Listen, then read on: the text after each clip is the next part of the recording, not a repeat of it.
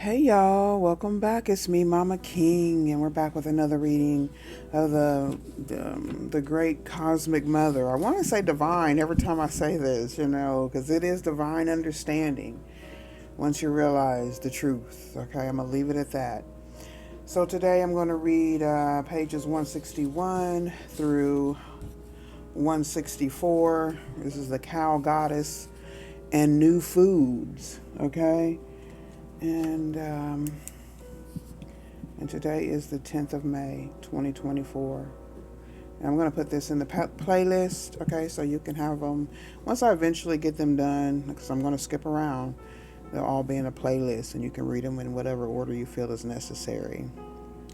So the cow goddess and new foods. In the Neolithic religions of both Egypt and Mesopotamia, as G. Rachel Levy noted, the horned cow appears with a significance going back to the Old Stone Age.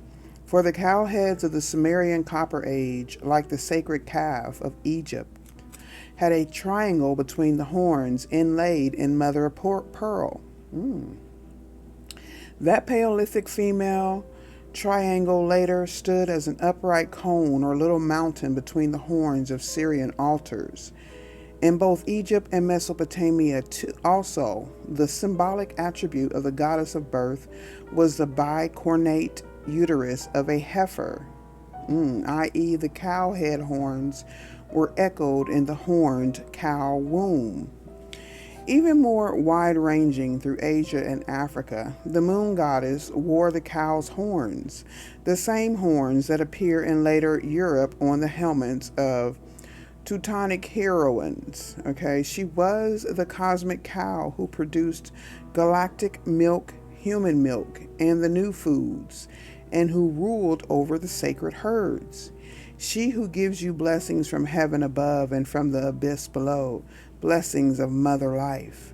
Her gifts were seen to pour from the sky, from the dark abyss of the unknown, and from humanity. I have breast, therefore I am, says the Great Mother. These are her words carved in a stone inscription from dynastic Egypt. She was the goddess of the pasture, and the sacred queen or king was ritually nourished from her milk. She was also the enclosure that protected the calves. I am the fold, he the lamb. She was the gate of the enclosure, as well as the winged and horned gate of the temple. She was the gate of the dolmen womb, two stone pillars with a transverse stone resting over them as a kind of ritual doorway. Entrance and threshold rites were always performed to her. The enclosure, the gate, the door, the pillars of the temple, all these were her body and were thought to have magic and healing powers. Wild goats were probably the first animals to be systematically domesticated, as they were native to the areas where the first Neolithic cultures seem to have originated. Human children have been suckled by she-goats, whose milk is very similar in consistency to human mother's milk. In the myths and folklore of many people are tales of human babes reared by animal mothers. A Spanish legend says that the Milky Way of the stars is really milk dripping from the udder of a fabulous goat. The galaxy is indeed her milky circle. Women domesticated many animals, and surely women who can produce milk from our own breast were the first to think of using milk from goats and cows as human foods. These new foods meant an increase in nourishment and so a great advance in human practical and cultural development.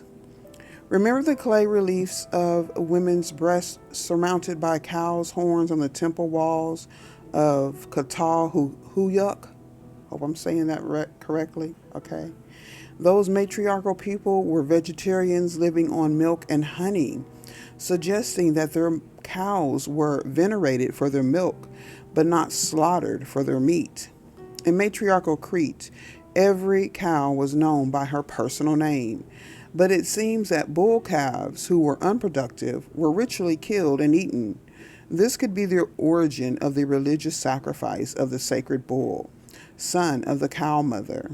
his annual death and resurrection being a widespread celebration throughout the Mediterranean and northern Africa. Surely the veneration of cattle among East African peoples to this day is a remnant of the widespread Neolithic mother cow and bull worship. Though cattle herds have now become a symbol of specifically male wealth, especially in East Africa and Asia, still, even today on farms in many countries, it is women's work to milk and tend the cows, and money from milk sales belongs to the women. In matrifocal cultures, or matriofocal, however, I know what it means. Anyway, this matrifocal cultures, the human communities lived in harmony with nature's ecosystems. With the introduction of settled farming came a serious danger of upsetting the balance that nomadic food gatherers and hunters had maintained with the environment. The women farmers and gardeners of the Neolithic had to learn to cooperate with the earth through crop rotation. They learned to fertilize fields with human and animal excrement. When human excrement has been widely used, this is where human excrement has been widely used to fertilize soil, as until recently in China, people built up resistance to its bacteria. That's interesting. Wow. Okay, so in the Neolithic, at the origin of agriculture, everything went back to nature in an eternal cycle. In a natural ecosystem, one dead organism becomes energy for another life, and the cultivated fields and farmlands developed their own ecocycles. In Indonesia, for example, up to 40 different kinds of plants will grow in the same fields: vegetable bushes, root vegetables, beans, herbs, fruit trees, and so forth. People develop these wise systems for a simple reason. They are living directly from the earth's capacity for survival and not for profit. With patriarchy, however, with male-dominated farming and animal husbandry, the plants, animals, and soils began to be forced to produce beyond their natural capacities. Wow. Interesting. In the beginning of patriarchy, profit was in the form of ego and power, ownership of large herds, domination of agricultural space and labor. Even before money was introduced, this kind of personal profit system took precedence over the natural balance of the ecosystem. Healthy cycles were ignored and destroyed. With the growth of cities and large, landless, urban populations, more people had to be fed, with less respect paid to the land. Finally, with advanced technology, farming became a business industry, and specialized monocultural methods were introduced. Growing just one kind of plant, like wheat, on vast areas is more immediately profitable, saving machinery and human labor in the short run. But in the long run, with the same crop year after year in the same fields, the soil is exhausted. Insects also multiply in monocultures, and chemical pesticides become a global business, introduced to kill pests violently, but they also kill off the birds, who are the natural insect eaters, and the bees.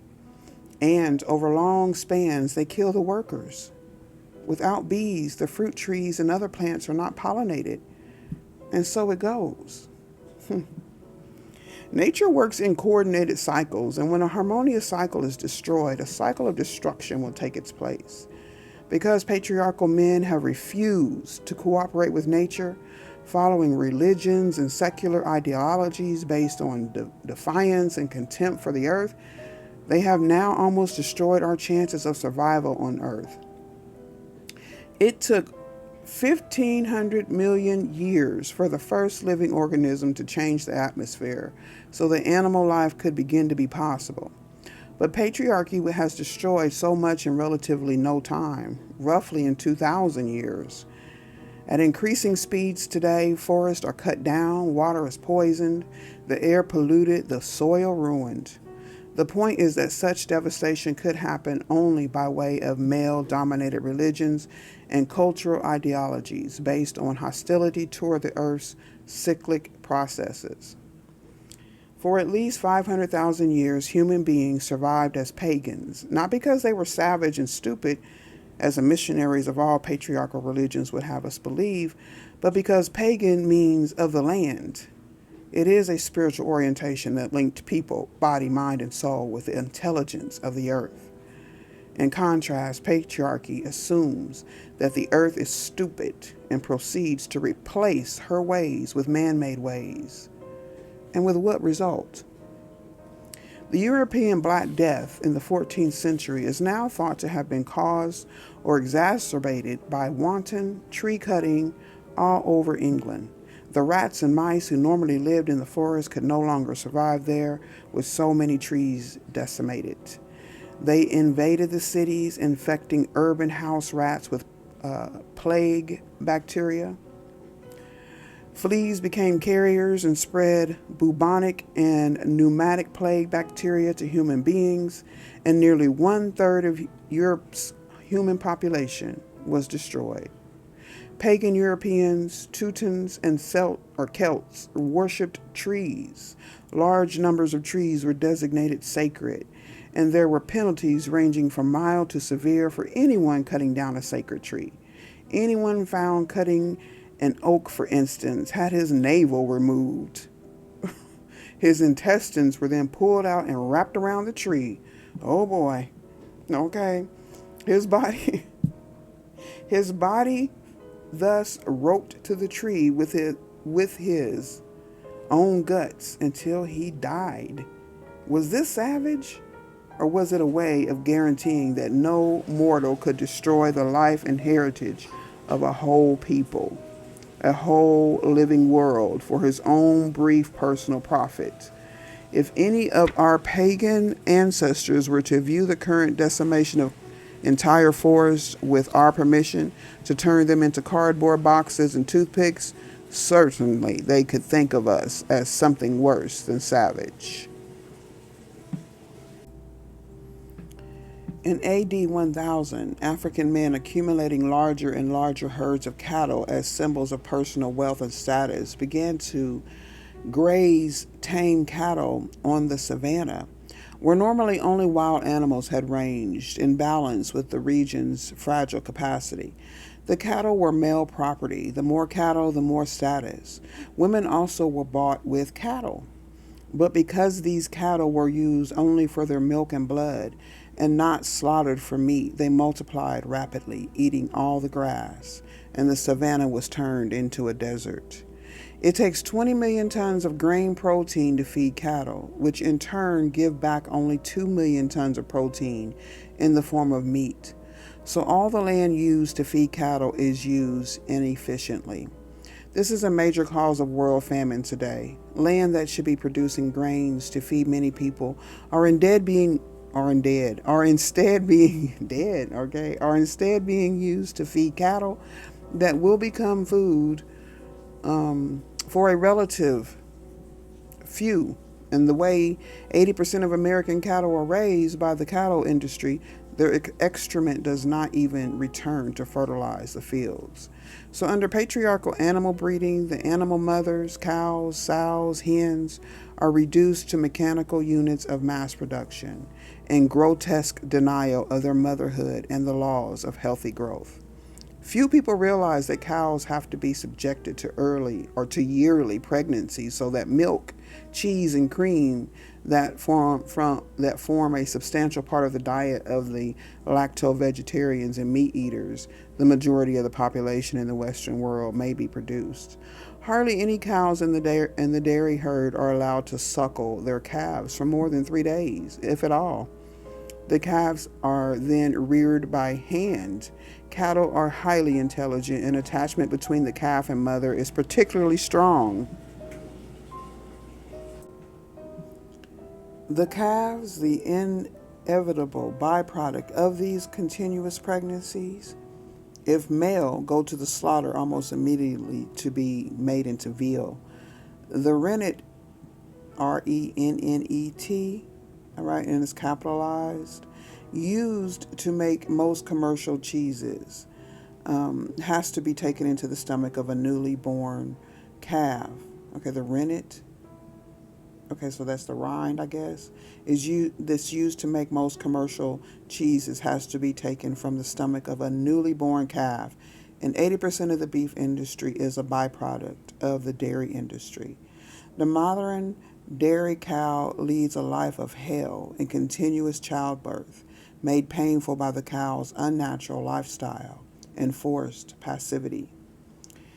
Separation from her calf, pregnancies, and being milked all through the years. Sounds like a breeding farm. Well, poultry also is force fed and force bred, and all meats artificially fattened with steroids.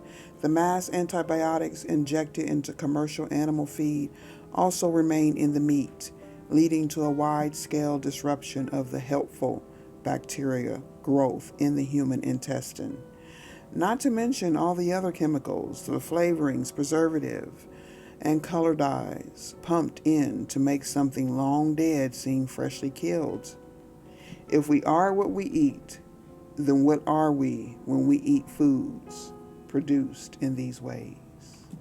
Thank you for joining me. Thank you for liking and subscribing and hitting that notification bell. Please leave any comments that you wish, or thoughts about this particular reading, and I'll see you in the next one. Y'all stay blessed and grounded.